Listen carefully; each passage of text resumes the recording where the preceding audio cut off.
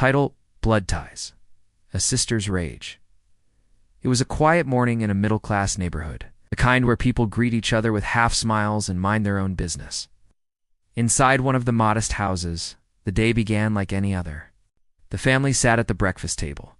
The father, Inspector Reyes, dressed in his police uniform, sipping tea. The mother, Nugent, quietly buttering toast. The daughter, Sarah, focused on her phone. The son, arrogantly tapping the table, making annoying sounds. "Can you stop that?" Sarah snapped, clearly irritated. Asen smirked. "Why don't you stop being so dramatic?" "Because you're always doing something to provoke me," she fired back. "Enough," Nugent interrupted, slamming her butter knife on the table. "The same argument every day. You two will never change." Inspector Reyes sighed and stood up. "I'm heading to work. I don't have time to listen to these household fights." He walked out, unaware that this would be the last normal breakfast his family would ever share. The entire day, Sarah remained quiet. Her mind kept replaying every insult, every mocking word, every humiliation her brother had put her through. Asen had always been the favorite, the spoiled, loud-mouthed one. Despite being the younger sibling, he dominated every conversation, every room, every moment. Sarah walked into her room and opened her diary.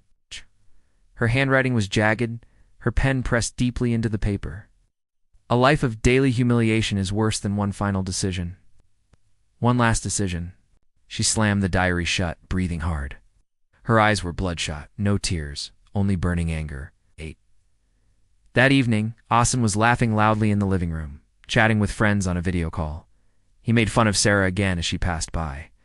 She stopped for a moment, looked at him with cold fury in her eyes, then silently walked to her room. Later that night, as the house fell into silence, Sarah sat awake on her bed. Her mind was blank, her body still.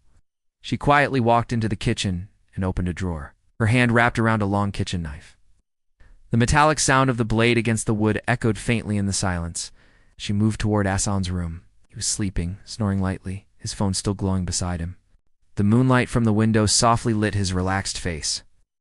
Sarah stood for a moment, heart pounding, hands trembling.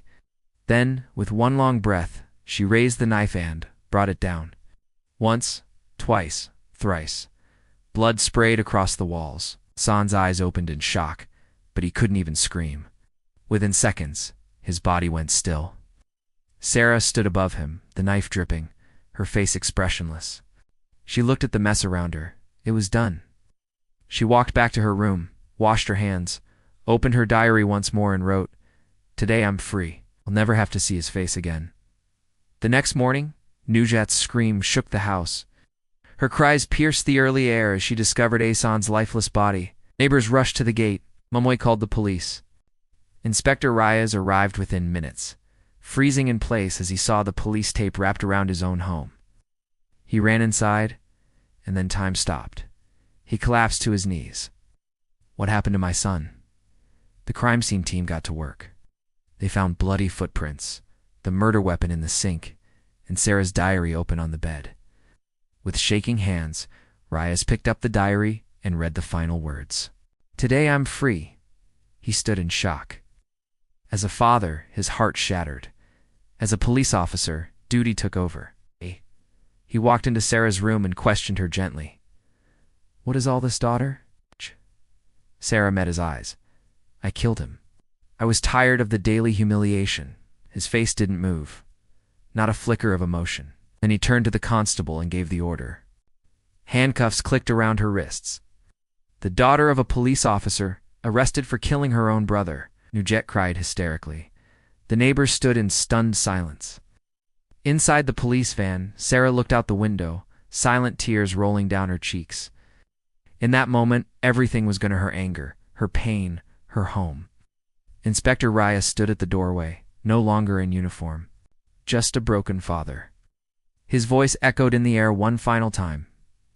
"When blood runs through family ties, only destruction is left behind."